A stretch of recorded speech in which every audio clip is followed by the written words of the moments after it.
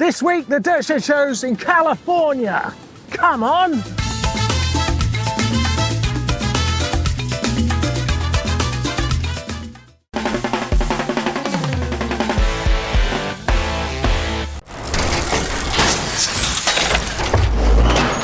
Yeah, it's going to be a fun show this week. We've got lots going on and we're on a rather idyllic road trip down from San Francisco to Sea Otter. So me and Joey are having a lovely time, aren't we, Joey? Little interaction there from the cameraman. Sorry, I'm being a bit impersonal with my glasses on there. This week we've got lots to talk about and lots to look at.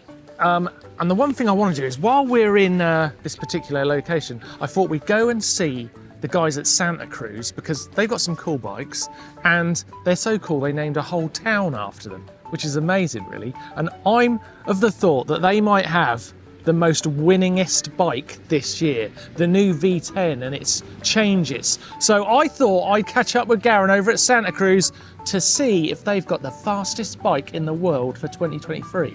Have a look at this.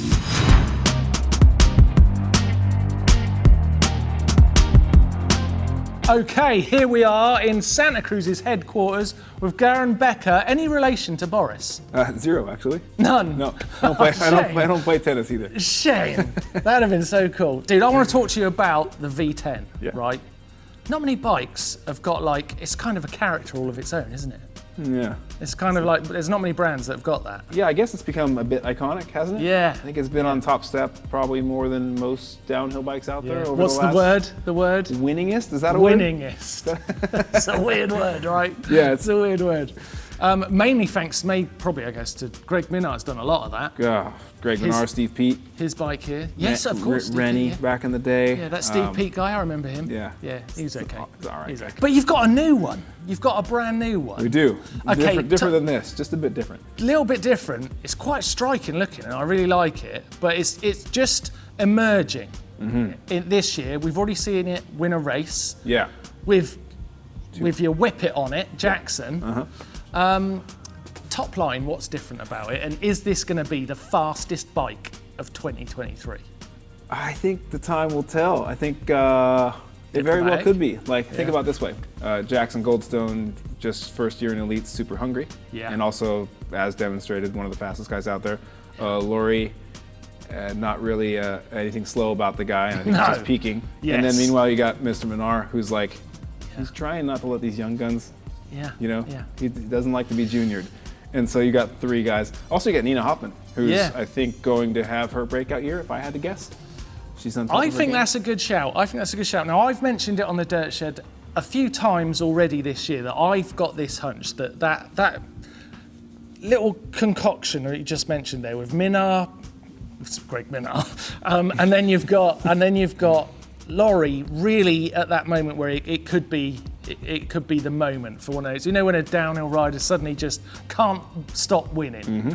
It could be that moment, but he's got that threat, which is the perfect little mix. What you need for a team is the threat of a teammate, because that makes you legit quick. Yeah, and it's not like F1 with those dudes though. They're not. Like, they are a family. So at the trails, my close buddy Jordan's the team manager, and he's like, these dudes are like full bros. Yeah, don't give me that bullshit. They hate each other. I know it.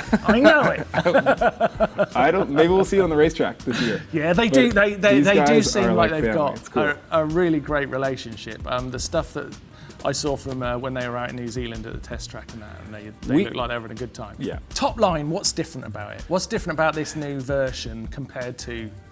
Can we compare it to this one? This is probably... Yeah, we can compare it. Is this 2021 or? This is the latest bike, V10-7. Yeah. The one that Greg won world champs on in 2021. Actually, the very bike that he did that on. Yeah.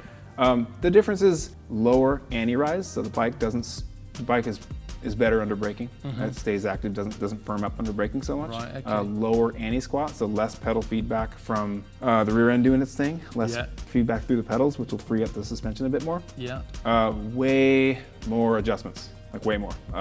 Big head tube adjustment, flip chip in the lower link, flip chip in their rear chainstay, and I think one more somewhere on the bike. So basically a nightmare for the team mechanic. Big time.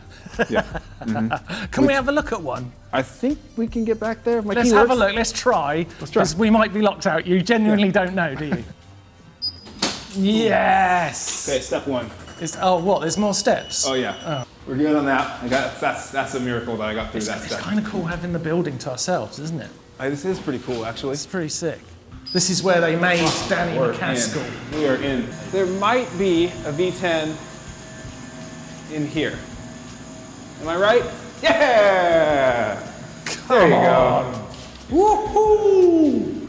Look at that. Oh, it's actually it looks a lot different. So there is one, but why is it strapped into that machine? What does it do? Well, yeah, it's strapped into that machine. It is still a pre-production frame. Changes can be made to the layout, not the tooling. So this is how the bike will look, but we can always be changing what goes on inside. This machine is just putting it through its paces. This is called BFA, it's big fat ass fatigue machine. That's like someone with a huge fat ass casing a jump very hard, right, 100,000 times. So when we cycle this guy on, one cycle is 100,000 impacts. Wow. So there we have it. The new bike, we've seen it in testing. It looks fantastic. Will it be the fastest bike of 2023? I bet you're hoping it is. Let's hope. Let's hope. My money's on it. This one did it. That won a Worlds. Can the new one, the 8th? If you want to follow it along, you can follow it along on your YouTube channel, right? On the Santa Cruz YouTube channel. Yep. There's a great series about it. That's what got me thinking about this, because I remember talking about the Common Sale last year. So let's see. Good luck, dude. I hope you get there. Thank you, Garen. Such a good host. Interesting, isn't it? Let's see what happens this year. Right, now, don't go away, because in a moment we're heading over to the Marin Museum of Bikes over in Fairfax. We popped in there. Amazing spot, and basically the original dawn of mountain biking in that town. You can almost feel it in the smoky air. I'm not sure what was in that smoke. What's up everyone? Been a while, but I'm back from my holidays and just in time too, as we're ramping up towards a super busy time in the season with the first UCI mountain bike series having begun and the Sea Otter Classic, and what I'm sure will be a bunch of new releases right around the corner. Something brand new to start on though, Nukeproof have released a carbon version of their Descent downhill bike. Now this one's been hiding in plain sight under Adam Brayton in a true Duck Hunter camo paint job since Hardline last year. It's full 29er or MX, has adjustable reach thanks to plus or minus 6mm headset cups, and compatible with coil or air to deliver 200mm of travel. There's adjustable progression via a 3-position setting on the main pivot and new sizing as well. It's available as a frame set from £3,000 sterling, or there are 2 builds starting at £4,500. Something else that hit the shelves while I was away is the new chainsaw from Da Vinci, a high pivot aluminium bike made in Canada with a lifetime guarantee and a name paying homage to the late great Stevie Smith. Aimed at park laps and DH races, it's great bang for your buck with a build starting at $3,900, a portion of which is donated to the Stevie Smith Legacy Foundation to invest and nurture in the young athletes which comprise the future of Canadian downhill. Very cool new addition to the range from Da Vinci there. Tyre insert brand Cushcore have launched a new trail insert aimed to hit a performance to weight ratio between the existing Pro and XC models. So really losing weight from that Pro whilst adding more progressive sidewall support for your tyre casing. The trail will be available mid-June, retailing for $150 per set, or $78 for a single, and of course is available both 29, 27.5 and mixed. There's also 4 new valve colours from the brand. We've got silver, titanium, purple and oil slick options to choose from now as well. Alright, we have Sea Otter coming up this weekend, so keep your eyes peeled on GMBN Tech for some videos with all of the new products, sneak peeks and teasers we're expecting to see from California. Caption contest time. Right, let's have a look. Here's Rich's image from last week. This was what we were looking for captions for. It's looking very ponderous. First one is from Zipilot. He says, Rich is wondering just how indestructible that stunt mug is. They're completely indestructible. Everyone knows that, don't they, Joey? Nod. Good boy. Good boy. Well done. And next one we've got from Chris Gunter. And he says, Rich learns that he and Owen will race the 24-hour tandem worlds. That's a really good idea, isn't it?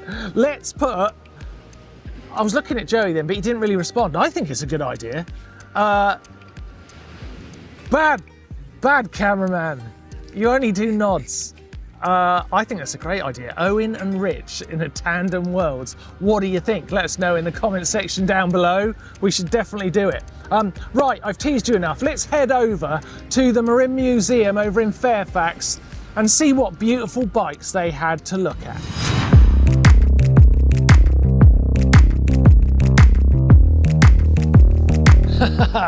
Yes, thank you, Martin. Martin here. Well, here I am in the Museum of Bicycling. Look at that. Look at that image up there. All of the originators of the sport. And this place, I've just had a little cruise around because I'm here making another video about AI tech and mountain biking. It'll be coming out soon. And I've just looked at some of these bikes and it's absolutely outrageous. Just spin round. Look at this. Miles Rockwell's World Championship winning downhill bike.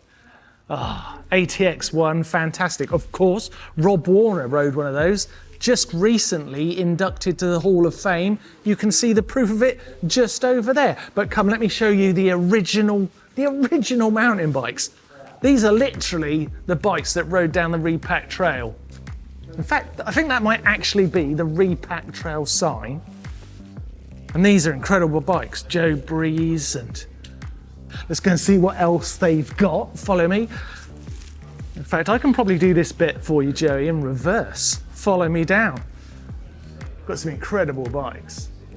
I'm waiting to see one that I really sort of think, oh my God, that was one of the first mountain bikes I really loved. Oh, look, there you go. Specialized. Stump jumper. Look at that. They haven't really changed that much, have they? Look a bit more glamorous these days. What I'm going to do is I'm going to pick my favourite bike and then I'm definitely going to find a piece of merch that I'm going to take home from here to the Dirt Shed set. Come further down. Here we go. Look at that up there. That's Hans Ray's GT Trials bike from 1991, I'd say. Pretty cool. Got a Monty rear tyre on it. Lovely chunky tyre on there. A Klein, very early Klein.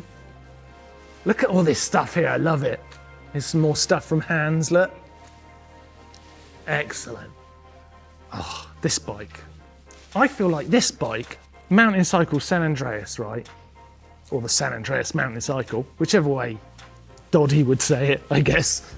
I feel like this bike was the promise of the future for mountain biking. It wasn't as capable as it looks, but it looks bloody capable, doesn't it? It's beautiful. Might just touch it. Oh, feels fantastic. Actually felt like a bit of metal, to be honest. Come this way, we're gonna get to some classics here. Look at this, Jimmy Deaton's Yeti. I don't know if you guys have been watching Doddy over on Tech, but he had that incredible chainring on that bike. Oh, we've got some incredible bikes here. Look at this Ritchie. This is a fantastic looking piece of kit. A Ritchie Plexus. Look at these strange seat stays, look, the curve in them. It's quite a beautiful bike that, isn't it?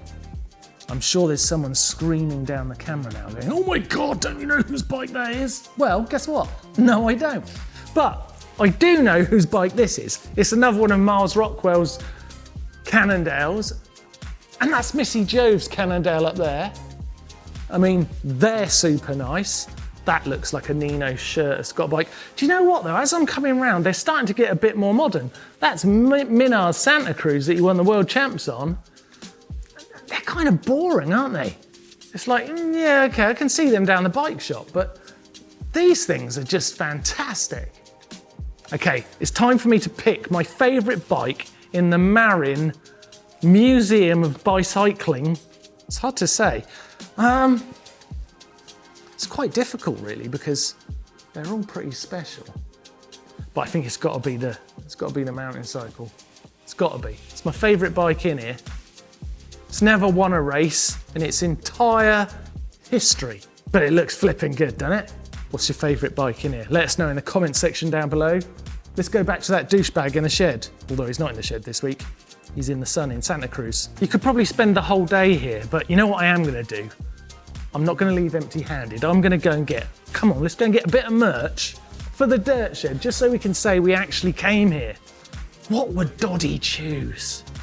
Speak to me, Doddy. Speak to me, Doddy. It's like he's dead. He's not dead. He's at home. It's hard. Oh, I like that clock. Should we get a clock? Let's get a clock.